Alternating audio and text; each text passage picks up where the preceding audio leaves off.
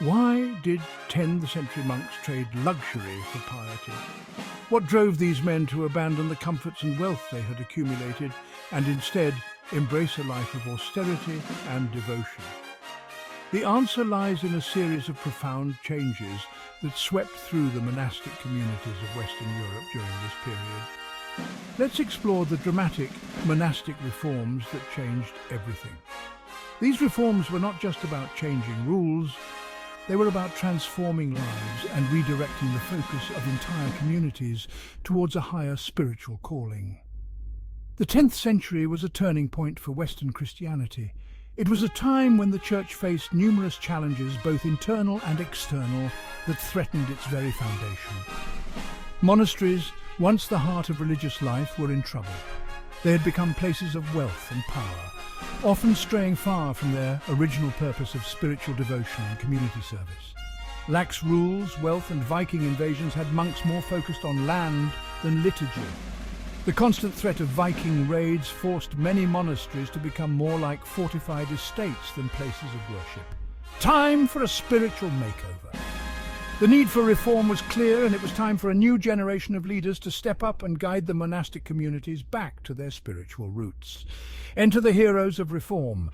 These were individuals who saw the need for change and were willing to take bold steps to make it happen. In France, Abbot Benedict of Aniane laid the groundwork with his stricter monastic code. He emphasized the importance of returning to the original principles of monastic life, focusing on prayer, work, and communal living. Over in Germany, Odo of Cluny upped the ante with increased prayer, communal living, and a hardcore adherence to the rule of St. Benedict. His reforms were rigorous and aimed at creating a disciplined and devout monastic community. What were the core principles?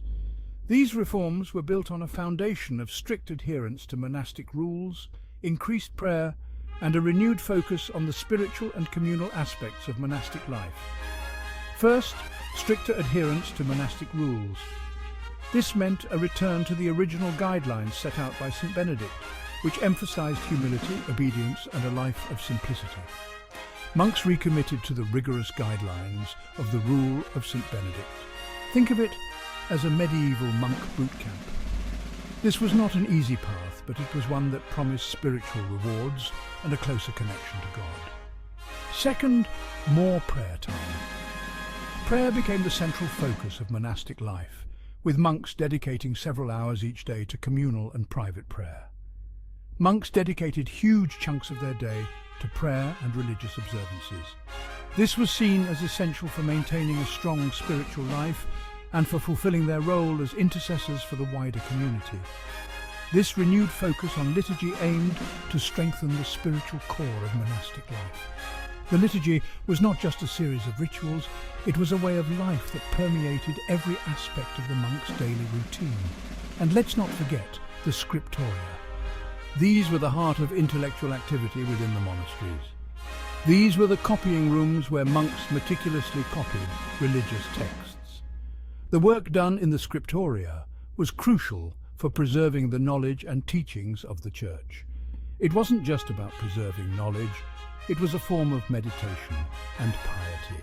The act of copying texts was seen as a spiritual exercise, a way to connect with the divine through the written word. The impact? Massive. These reforms had far-reaching effects that went beyond the walls of the monasteries. Monasteries became centers of learning, preserving and spreading classical and religious knowledge. They played a key role in the intellectual revival of Europe during the Middle Ages. Unity and order within the Church flourished, boosting its influence across Europe. The reforms helped to create a more cohesive and disciplined Church, which in turn strengthened its position in society.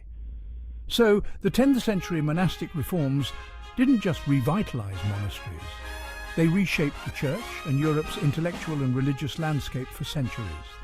The legacy of these reforms can still be seen today in the continued importance of monastic communities and their contributions to spiritual and intellectual life.